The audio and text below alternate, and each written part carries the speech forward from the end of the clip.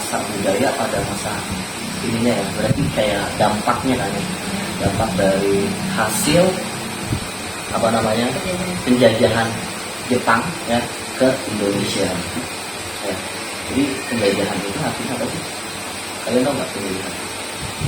Penjajahan kalau menurut saya itu kayak dia ngambil hak tempatnya ya Kak. Ya betul, jadi artinya sesuatu yang ada hasilnya yang bisa dimanfaatkan gitu ya. Jadi kan ketika seseorang ini kan dari dulu banyak ya, bukan hanya Jepang aja, tapi Belanda ya, kalau nggak salah juga banyak Amerika Latin pun sebelum ini apa namanya ya sebelum itu banyak yang menjajah ya, akhirnya ya cuman pada masa-masa penjajahan itu kan kita ini kan dari Indonesia ya, benar ya, masih United Kingdom. Kalau United Kingdom kerajaan dulu kan masih kerajaan aja ya, oh kan dari Samudra Pasai, sekarang Mataram, Sriwijaya teman ya. Kita termasuk UK, United Kingdom ya, ya apa makanya sekarang juga di Indonesia juga masih ada kerajaannya di mana? Jogja. Makanya dia beda kan, kita kalau di Jakarta DKI, kalau di sana DIY, daerah istimewa Jakarta. Ya artinya dampak-dampaknya hasil daripada penjajahan tersebut ya, dari segi pendidikan ya, dari Jepang kita lihat sebelumnya kita kayak harusnya lihat ke belakang dulu, kita dijajahnya siapa, dan yang kalian juga pasti tahu yang paling lama itu Belanda ya, yang hampir 300 tahun, ada 200, ada 300 ya, banyak lah ini ya, padahal sebenarnya itu ada katanya sih ya, cuman puluhan tahun doang ya, karena kan masa penjajahan itu ketika dibangun VOC ya kan, baru ya kan, istilahnya digantikan oleh Jepang. Karena apa? Ini sebenarnya terkait juga nanti sama VOC gitu. Karena VOC itu kan wah, itu perusahaan yang paling kaya lah sampai saat ini tuh, bisa mengalahkan perusahaan-perusahaan besar seperti Facebook, Google, ya benar ya? Nah, itu berapa perusahaan? 12 perusahaan kalau nggak salah. Itu 12 perusahaan digabung itu masih kayaknya si VOC, kayaan VOC. Pada akhirnya Jepang ini tertarik untuk menjadi Indonesia. Jepang tertarik di Indonesia. Ada juga sebenarnya kan pendidikan dari Belanda ini juga sebenarnya termasuk bagus juga, sampai istilahnya sampai 200, berarti orang Indonesia itu nyaman dong ya. Cuman nggak nyamannya itu apa? Karena ya antek-anteknya Belanda ini, sebenarnya antek-anteknya Belanda itu orang-orang Indonesia ini yang istilahnya memanfaatkan orang Belanda. Dan kita masuk ke Jepang lagi ya, jadi pas udah istilahnya Belanda terusir, sebenarnya nggak terusir juga, masih ada gitu beberapa, cuman istilahnya udah kayak yang diambil alih ya ke pemerintahan itu, sehingga pendidikan yang seharusnya bagus dulu ya, sampai istilahnya ini kan lama juga ya pendidikan ini dirubah sama pemerintah, sampai saat ini juga kan sebenarnya masih bahasanya tuh kayak terinfeksi atau terpengaruh ya dengan budaya-budaya Jepang ini bagi kita sebenarnya. Jadi kayak di bidang pendidikannya ini ya, ini memecahkan pendidikan menjadi tiga bagian. Yang pertama sekolah dasar, sekolah menengah, dan sekolah atas ya. Artinya tuh ya dari segi pendidikan itu sih yang paling menurut saya tuh apa namanya yang bisa kita fokuskan di sini. Jadi perubahan di sini ya. Jadi kalau dulu kan memang ada SMA, nah yang paling banget apa namanya yang istilahnya terlihat ya, itu di sekolah kejuruannya ya. Di Jepang ini mengadakan sekolah-sekolah kejuruan. Jadi kalau kita dulu cuma SMA semea doang ya, atau cuma dibedain semea sama alia ya kan. Kalau alia itu agama, ada istilahnya Diknas dengan Kemenak ya. Kalau Diknas itu pendidikan nasional, ini Kemenak eh, apa namanya, lebih ke agama-agamaan ya kan. Makanya kalau istilah ini sebenarnya ya adanya perbedaannya di situ. Jadi di istilahnya di aliyah ya udah aliyah aja. Tapi kalau di SMA, nah itu banyak tuh nanti sampai sekarang ini kan dijamur pendidikan kejuruan.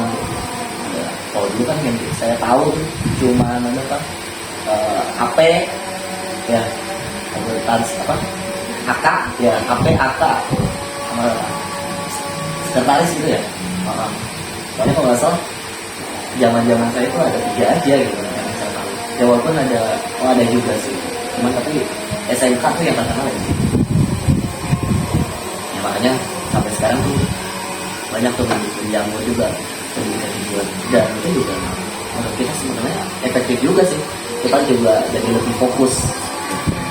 Ya dampak positifnya seperti itu, kita pun udah dicepokin pembelajaran yang artinya di kelas SD itu pelajaran apaan aja semuanya kita pelajari gitu kan.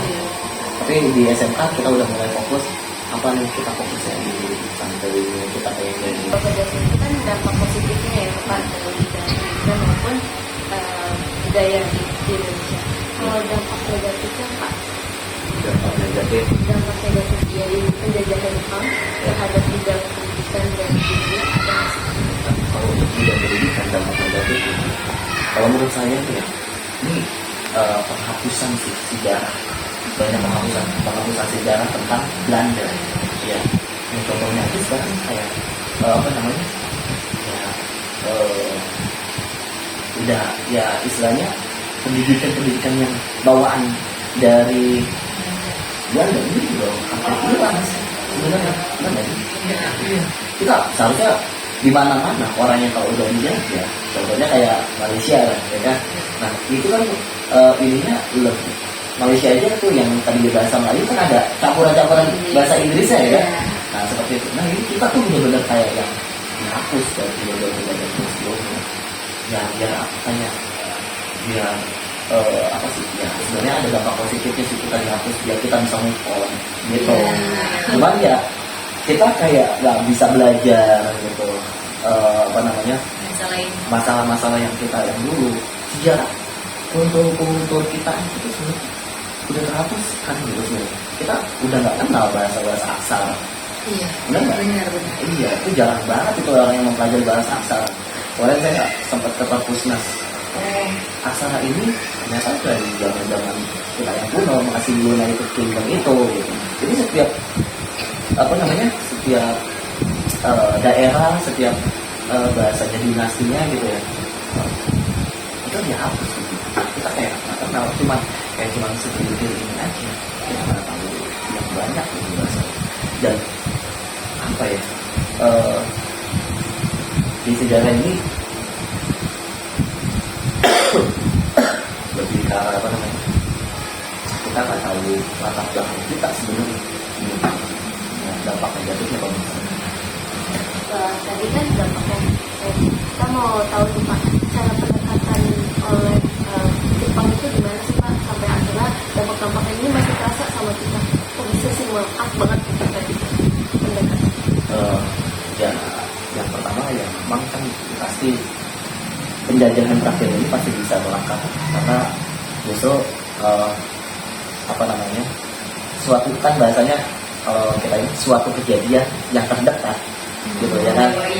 Suatu kejadian yang terdekat yang artinya agarnya pendidikan yang tadinya istilahnya kita satu dibagi 3 gitu ya kan.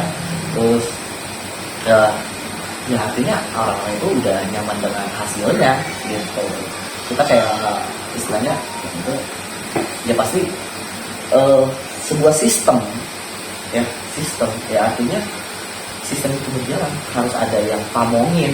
Nah kita dulu dipamongin sama yang ini terbaru gitu. Kalau kayak gitu ya kita harus dipamong lagi sebenarnya.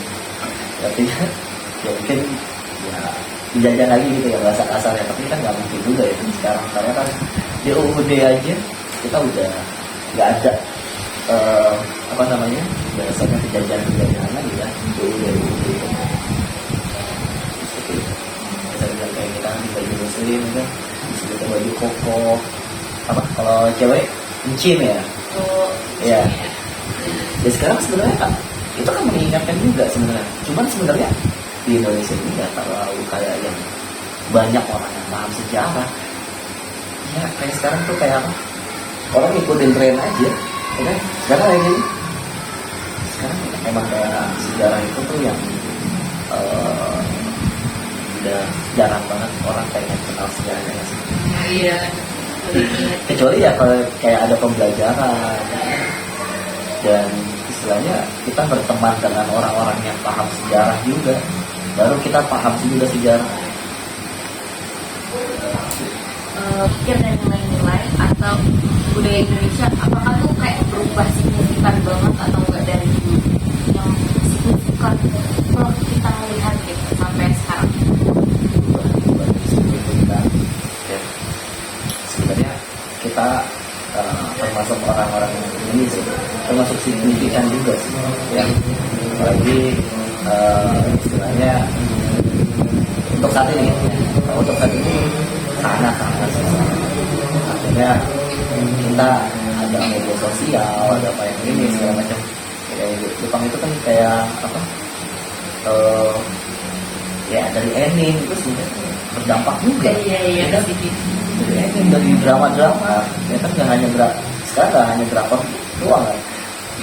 Nggak Jepang ya, apa sih disebutnya sekarang? Pokoknya drama Jepang tuh juga banyak yang diikut-ikutin gitu. Ya kalau kita lihat signifikan dari segi